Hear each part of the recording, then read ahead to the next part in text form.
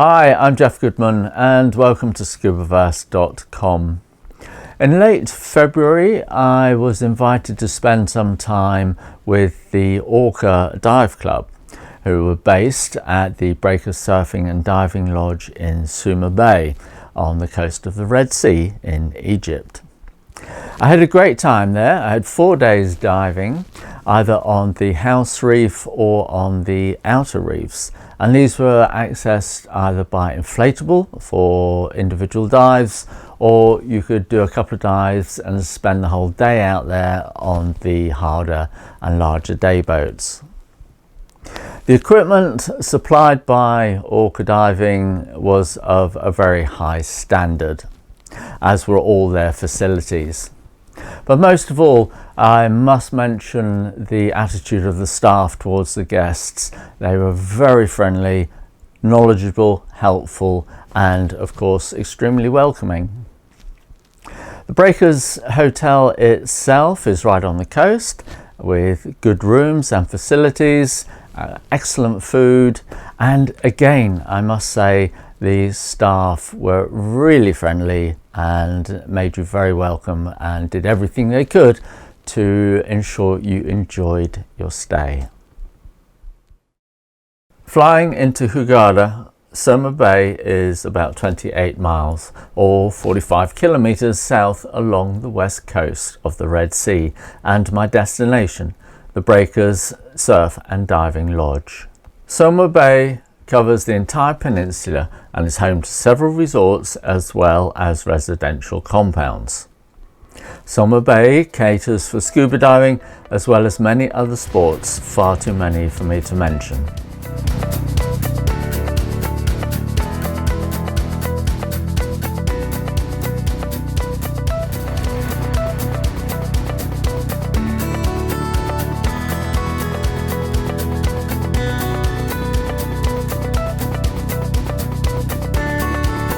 All the activities are of a world-class standard, and any and all of these can be booked directly from the Breakers.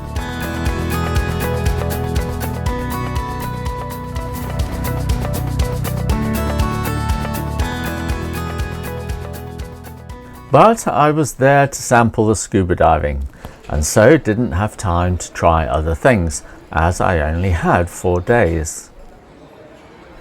I was up at sunrise the first morning for an early morning coffee before meeting everyone at the Orca Dive Centre in the hotel grounds, where people met and were briefed on the day's diving.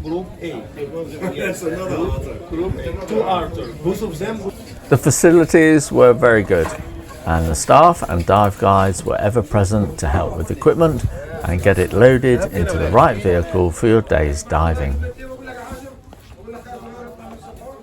For my first day, I was going to sample the house reef, which was accessed by an extremely long wooden pier where all dive gear and divers are taken out by buggies.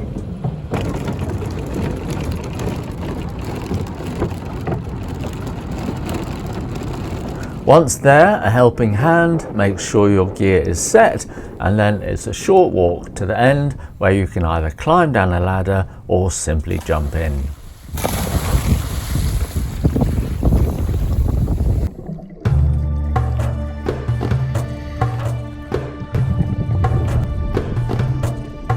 The house reef extends both north and south, giving a very easy and safe dive with plenty to see.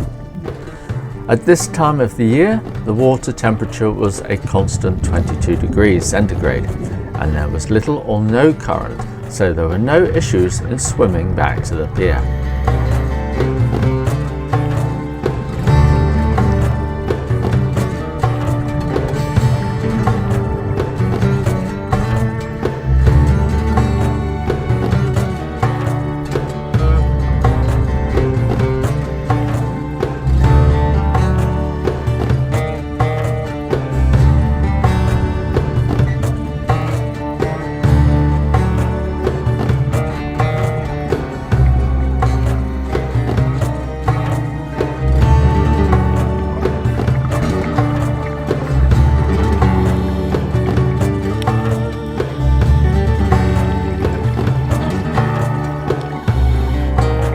There are all the Red Sea favourites to see on the reefs, including this spotted ray.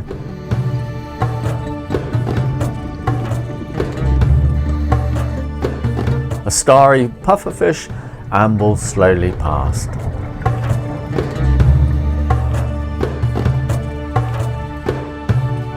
While a yellow bar angelfish munches on coral unperturbed by divers.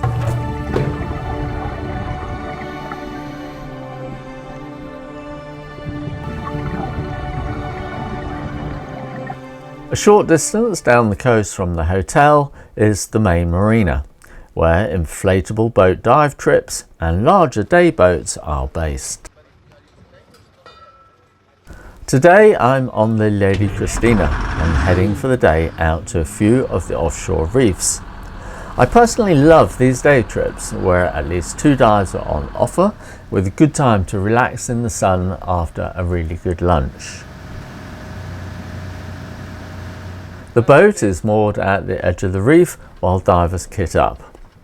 As well as the standard air fills, there is always nitrox on offer for those who are certified for its use.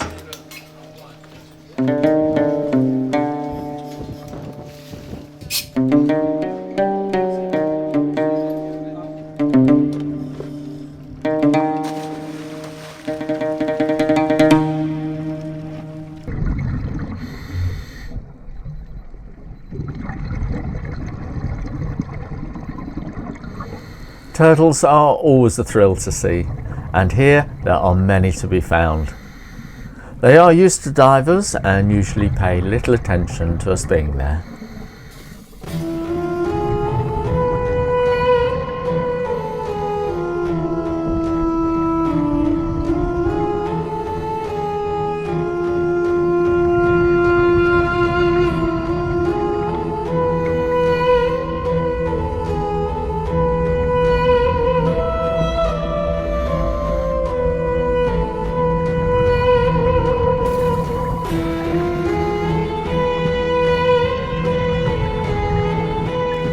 As one stingray takes flight, another is confident in its sandy covering for camouflage.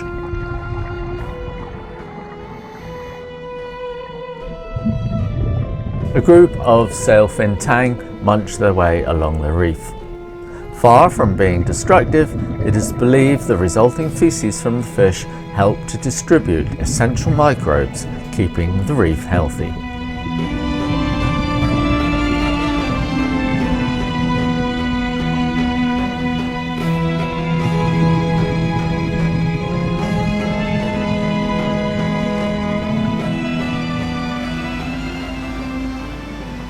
Our next dive was to be on the wreck of the Salem Express.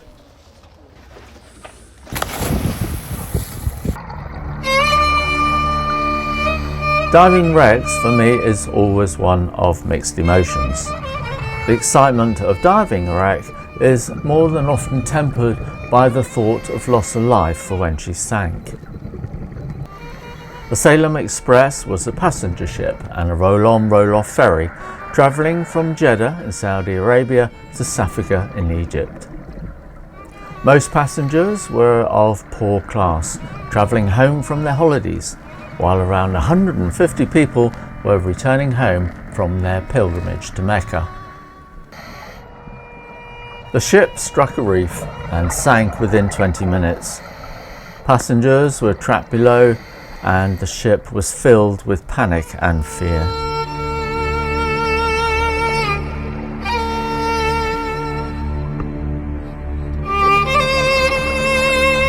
The wreck area is strewn with personal belongings from the crew and passengers, such as this transistor radio and the flat iron used for clothes. A diver at some point has put them in a prominent place for us to see.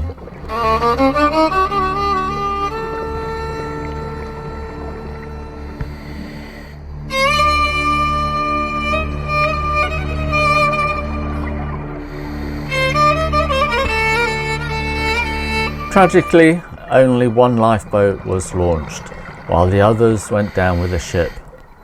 More than 600 men, women and children lost their lives here.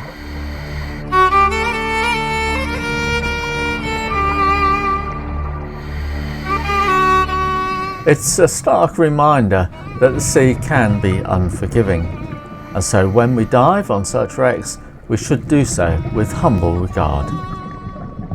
Returning to the surface, shoals of fish are gathered under our boat and seem to be welcoming us back into the light.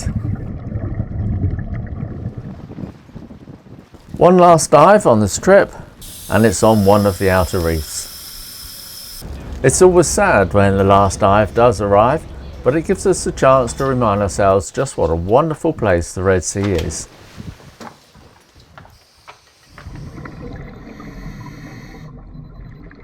As we reach the bottom, a reef octopus eases its way into the cover of a small crack in the coral while displaying its incredible ability to change colour.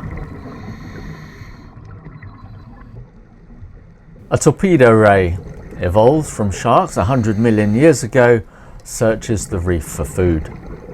It has electric organs just behind the eyes, giving a powerful jolt for stunning its prey or deterring predators.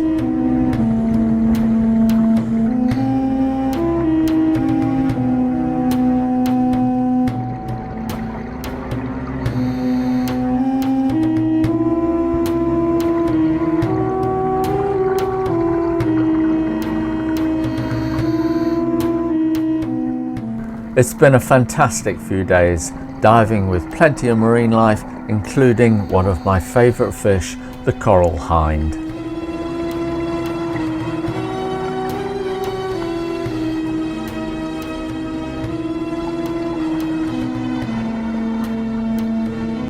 Just then, as I thought it was all over, a turtle came out of the blue and gave us a bit of a show.